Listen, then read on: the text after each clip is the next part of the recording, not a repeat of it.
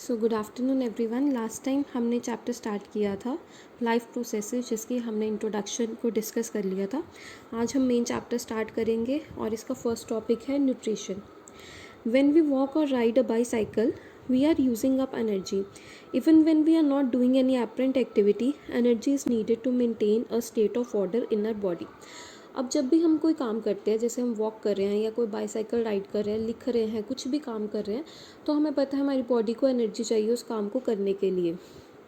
लेकिन जब हम कोई काम नहीं कर रहे होते, रेस्ट कर रहे हैं, सो रहे हैं, उस टाइम पर भी हमारी बॉडी को एनर्जी चाहिए। और वो एनर्जी क्यों चाहिए? क्योंकि हमारी बॉडी में बहुत ज़्यादा इंटरनल प्रोसेसेस चल रहे हैं, जैसे डाइजेशन, रेस्पिरेशन, ठीक है। तो उस काम को मेंटेन करने के लिए, उन एक्टिविटीज़ को मेंटेन करने के लिए, उनका ऑर्डर मेंटेन करने के लिए हमारी बॉडी को उस टाइम पे भी एनर्जी चाहिए होती है। We also need materials from outside in order to grow, develop, synthesize protein and other substances needed in the body. This source of energy and materials is the food we eat. अब जो हम खाना खाते हैं, हमें पता है कि जो हम फूड खाते हैं उसी से ही हमें एनर्जी मिलती है।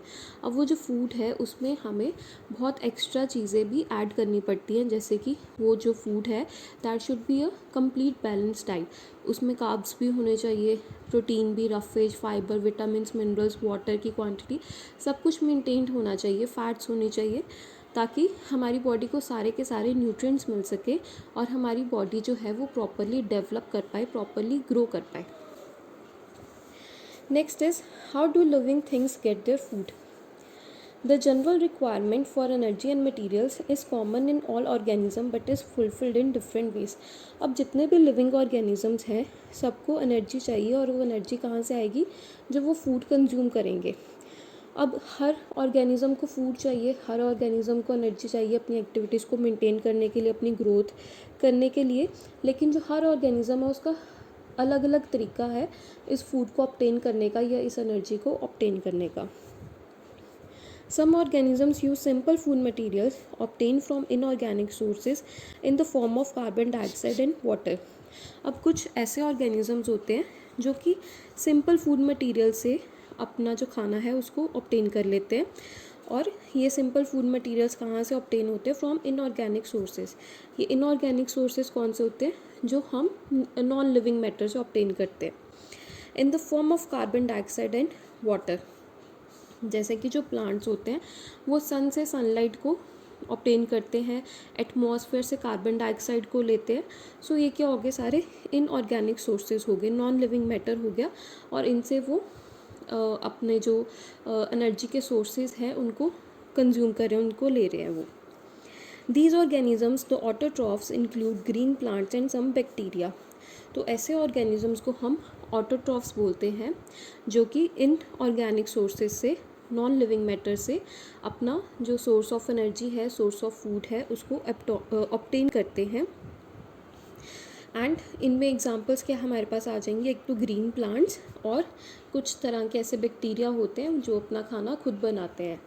तो बैक्टीरियाज में हम एग्जांपल्स देख सकते हैं। साइनोबैक्टीरिया एक हमारे पास होता है, वो भी that is also an autotrophic bacteria, जो कि अपना खाना खुद बनाते हैं। और ये कौन सी चीज़ें यूज़ करते हैं? इनऑर्गेनिक मैटर को यूज़ करते हैं। Other organisms utilise complex substances. अब ऑटोट्रॉफ्स में वो कौन से फूड मटेरियल्स यूज़ कर रहे थे, कौन से सब्सटेंसेस यूज़ कर रहे थे? Simple food materials. और सिंपल फूड मटेरियल्स हमें इनऑर्गेनिक सोर्सेज से मिलते हैं। वेयर एज जो कॉम्प्लेक्स सब्सटेंसेस होते हैं या जो कॉम्प्लेक्स फूड मटेरियल्स होते हैं वो हमें ऑर्गेनिक सोर्सेज से मिलते हैं, मतलब जो लिविंग मैटर होता है उससे मिलते हैं। These complex substances have to be broken down into simpler ones before they can be used and for the upkeep and growth of the body. अब ये जो कॉम्प्लेक्स सब्सटेंसेस हैं, सबसे पहले इनको सिंपलर सब्सटेंसेस में ब्रेक डाउन करना पड़ता है, उसके बाद ही हमारी जो बॉडी है वो उन न्यूट्रिएंट्स को, उस एनर्जी को यूज़ कर सकती है for the growth and development of the body. To achieve this, organisms use biocatalyst called enzymes. अब इस चीज़ को अचीव करने के लिए हमारी बॉडी में जो कॉम्प्लेक्स हम फूड खाते हैं वो सिंपलर में जब ब्रेक डाउन होता है तो कुछ केमिकल रिएक्शंस होते हैं हमारी बॉडी में, कुछ केमिकल प्रोसेसेस होते हैं। अब इन केमिकल प्रोसेसेस को फास्ट करने के लिए या स्टार्ट करने के लिए कुछ बायोकैटलिस्ट प्रेजेंट होते हैं बॉडी में, जिनको हम बोलते हैं एंजाइम्स। सो बायोकैटलिस्ट का काम क्या होता है, जो हमारी बॉडी में रिएक्शंस हो रहे हैं, जो एक्टिविटीज़ चल रही हैं, केमिकल एक्टिविटीज़, उनको और फास्ट कर देना या उनको इनिशिएट करना। Thus, the heterotroph's survival depend directly or indirectly on autotrophs. So, heterotrophs जो होते हैं, जो कि ऑटोट्रॉफ्स पे डिपेंडेंट होते हैं। ऑटोट्रॉफ्स कौन से होते हैं, जो अपना खाना खुद बनाते हैं। हेटेरोट्रॉफ्स कौन से हो गए, जो किसी दूसरे के ऊपर डिपेंडेंट है अपने फूड के लिए। हमने इसमें काफ़ी डिफरेंसेस देख लिए। ऑटोट्रॉफ्स क्या करते हैं, सिंपलर फूड मटेरियल्स यूज़ करते हैं, सिंपलर फूड मटेरियल्स कंज्यूम करते हैं, और वो उनको कहाँ से, उनके कौन से सोर्सेज हैं, इनऑर्गेनिक सोर्सेज हैं। एंड इसमें हमने एग्जांपल्स कौन सी देखी, green plants and bacteria. Whereas जो हेटेरोट्रॉफ्स हैं वो कॉम्प्लेक्स फूड मटेरियल्स को यूज़ करते हैं, देन वो सिंपलर सब्सटेंसेस में ब्रेक डाउन होते हैं। सिंपलर सब्सटेंसेस में ब्रेक डाउन करने के लिए उनकी बॉडी में एंजाइम्स प्रेजेंट होते हैं।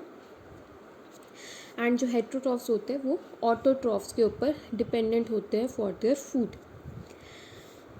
Heterotrophic organisms include animals and fungi, और इसमें एग्जांपल्स क्या आ जाएंगी, एनिमल्स में ही ह्यूमन बींग्स भी आ जाएंगे और कुछ तरह के फंगाई भी। तो ग्रीन प्लांट्स और बैक्टीरिया को छोड़ के बाकी जितने भी ऑर्गेनिजम्स बचे वो डायरेक्टली और इनडायरेक्टली इन पे डिपेंडेंट है for their food. Now let us start with our first mode of nutrition which is autotrophic nutrition. Carbon and energy requirements of the autotrophic organisms are fulfilled by photosynthesis. तो अब जो plants हैं, green plants हैं या जो bacteria है, वो photosynthesis का प्रोसेस उनमें होता है जिससे कि वो अपना खाना खुद बना सकते हैं। अब फोटोसिंथेसिस के प्रोसेस में क्या होता है, हम सब ने पढ़ा हुआ है कि फोटोसिंथेसिस के प्रोसेस में जो ग्रीन प्लांट्स होते हैं वो अपना खाना खुद बनाते हैं। वो खाना बनता कैसे है, ग्रीन प्लांट्स को क्या क्या मटेरियल्स चाहिए होते हैं उसको बनाने के लिए। एक तो चाहिए कार्बन डाइऑक्साइड। कार्बन डाइऑक्साइड उनको कहाँ से मिलेगी, फ्रॉम द एटमॉस्फेयर। दूसरा उनको चाहिए होता है सनलाइट। सनलाइट कहाँ से मिलेगी उनको, फ्रॉम द सन। नेक्स्ट उनको वाटर चाहिए होता है।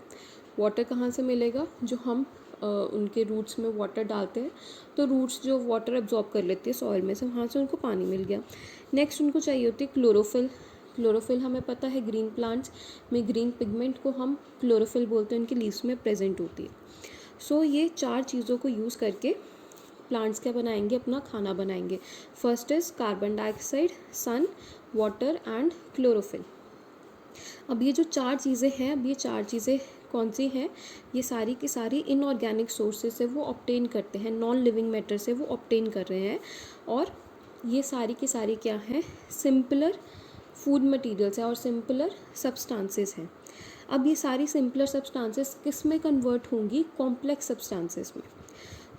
जब ये चारों चीज़ें प्लांट यूज़ करते हैं तो बनाते क्या है, दो चीज़ें बनाते हैं। First is glucose and second is oxygen. Clear, first is glucose and second is oxygen. अब ग्लूकोज और जो ऑक्सीजन है, जो ग्लूकोज है हमारे पास, that is a complex substance. Photosynthesis के प्रोसेस में क्या हो रहा है, सिंपलर सब्सटेंसेस जो है वो कॉम्प्लेक्स सब्सटेंसेस में कन्वर्ट हो रही है। It is the process by which autotrophs take in substances from the outside and convert them into stored forms of energy. तो जो फोटोसिंथेसिस का प्रोसेस होता है उसमें ऑटोट्रॉफ्स क्या करते हैं कि कुछ आउटसाइड से सब्सटेंसेस लेते हैं एंड देन उनको कन्वर्ट कर देते हैं इन द फॉर्म ऑफ एनर्जी।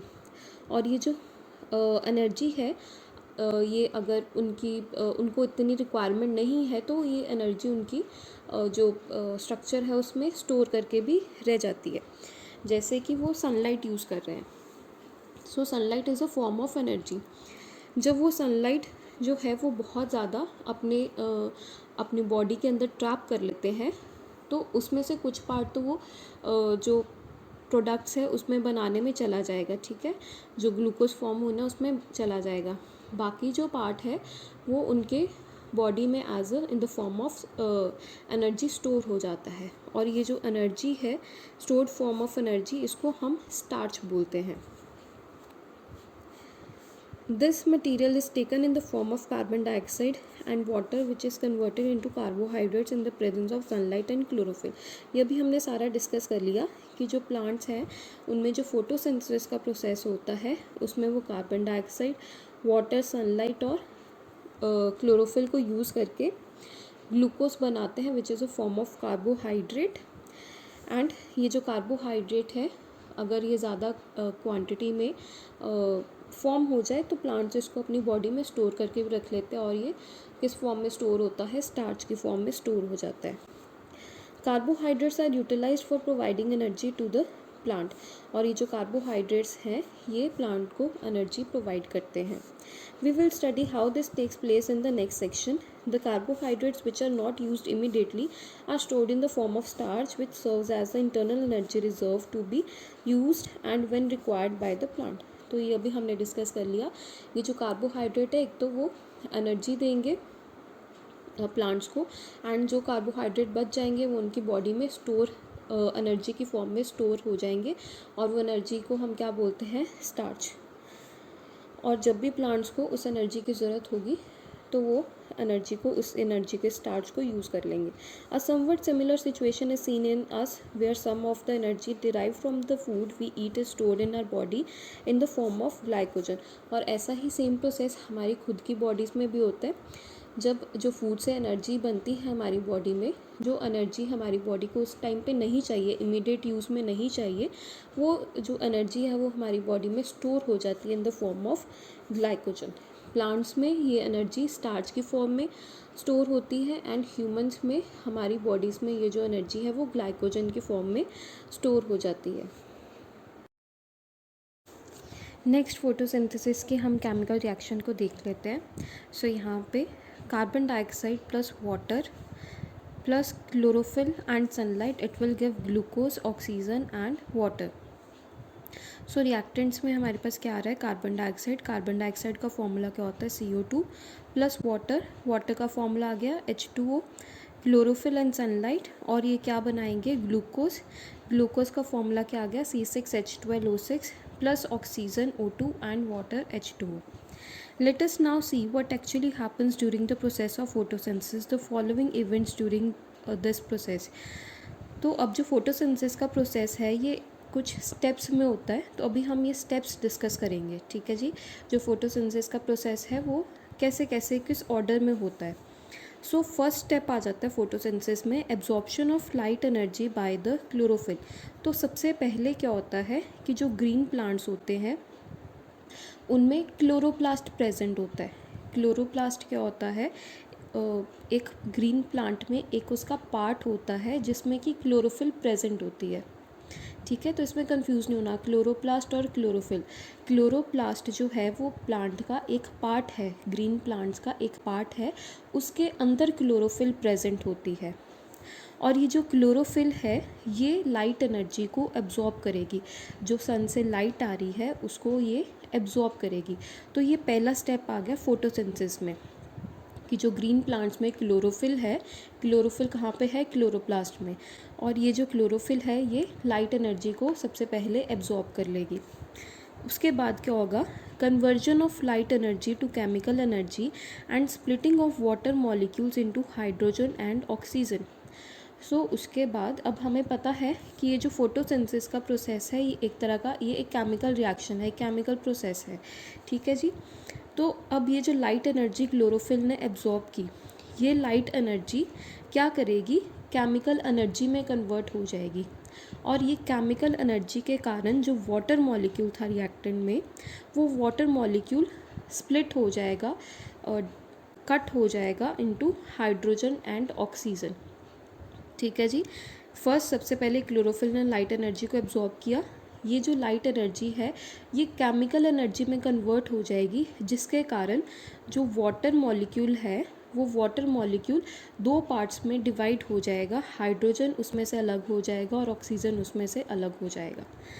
सो ये जो सेकंड प्रोसेस, अभी हमने जो सेकंड स्टेप पढ़ा, जिसमें जो वाटर मॉलिक्यूल है वो स्प्लिट हो रहा है, डिवाइड हो रहा है हाइड्रोजन और ऑक्सीजन में, इसमें हम इसको इस तरह से भी बोल सकते हैं कि जो वाटर मॉलिक्यूल है वो ऑक्सीडाइज हो रहा है।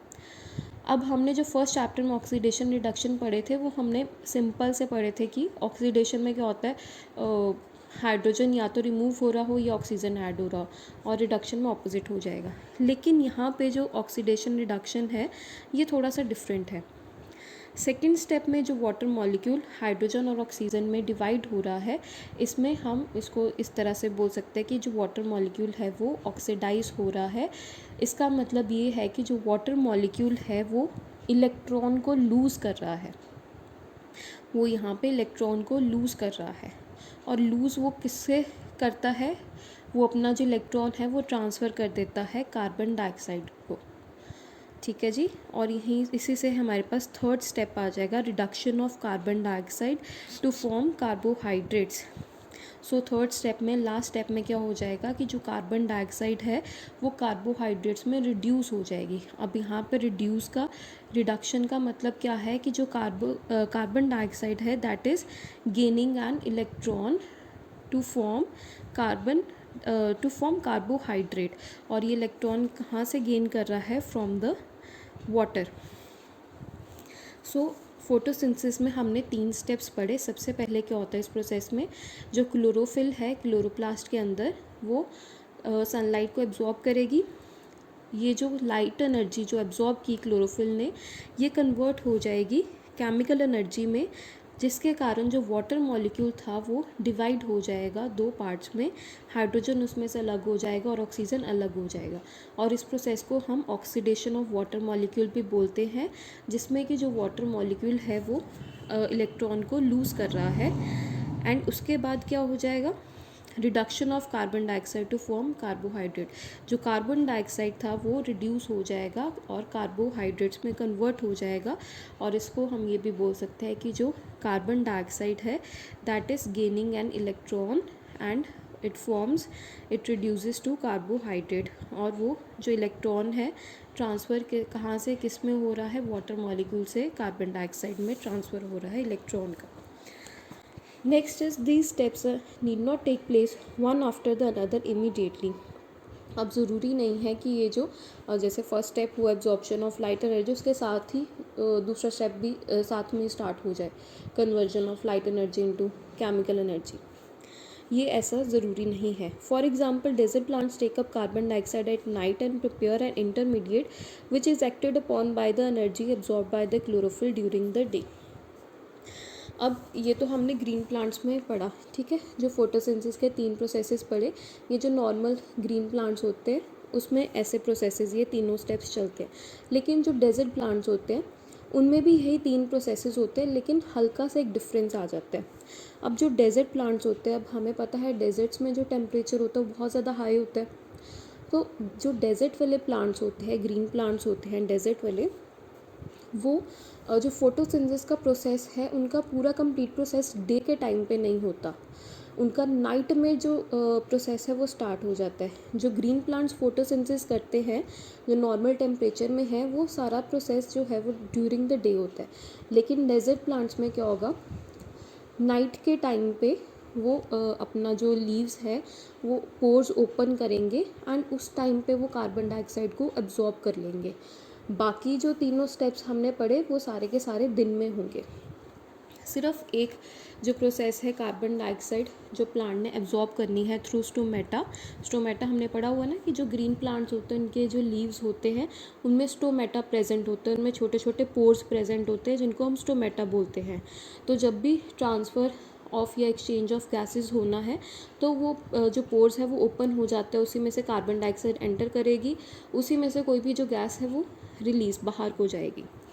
तो जो ग्रीन प्लांट्स नॉर्मल टेम्परेचर में हैं उनमें जो पोर्स ओपन होते हैं वो ड्यूरिंग द डे ओपन हो जाते हैं और उसी टाइम जो कार्बन डाइऑक्साइड है वो लीव जो है उनको अपने अंदर एब्जॉर्ब कर लेते हैं एंड देन फोटोसिंथेसिस का प्रोसेस जो है वो स्टार्ट हो जाता है। लेकिन डेजर्ट प्लांट्स में क्या होगा, अगर वो दिन के टाइम पे अपने जो पोर्स है वो ओपन करेंगे तो उसके साथ साथ ट्रांसपिरेशन का प्रोसेस भी हो जाएगा। ट्रांसपिरेशन में क्या होता है, जो पानी एक्सेस जो वाटर होता है वो प्लांट्स लूज़ करते हैं अपने लीव्स के थ्रू, अपने स्टोमेटा के थ्रू। तो अगर जो डेजर्ट वाले प्लांट्स हैं वो बार बार अपना जो स्टोमेटा है उसको ओपन करेंगे, अपने पोर्स को ओपन करेंगे कार्बन डाइऑक्साइड लेने के लिए, तो उसके साथ साथ जो पानी है वो भी इवापोरेट होता जाएगा। तो अल्टीमेटली जो वो टेम्परेचर ज़्यादा हाई होने के कारण जो वाटर प्लांट है वो डिहाइड्रेट हो सकता है, उसका सारा का सारा पानी इवापोरेट हो सकता है। इसीलिए जो डेजर्ट प्लांट्स हैं वो ड्यूरिंग द नाइट जो है अपने जो पोर्स हैं उनको ओपन करते हैं कार्बन डाइऑक्साइड को लेने के लिए। सिर्फ यही इन दोनों में एक डिफरेंस है। तो जब वो during the night carbon dioxide को एब्जॉर्ब करेंगे तो वो जो कार्बन डाइऑक्साइड है वो एक इंटरमीडिएट में चेंज हो जाता है। इंटरमीडिएट का यहाँ पे मतलब है एक ऑर्गेनिक एसिड में चेंज हो जाता है। एंड बाकी ड्यूरिंग द डे फिर यही 3 जो स्टेप्स है वो प्रॉपरली चलेंगे। फिर जो लाइट एनर्जी है वो क्लोरोफिल एब्जॉर्ब करेगा, देन वो लाइट एनर्जी केमिकल एनर्जी में चेंज होगी, वाटर मॉलिक्यूल स्प्लिट होगा और कार्बन डाइऑक्साइड की रिडक्शन हो जाएगी।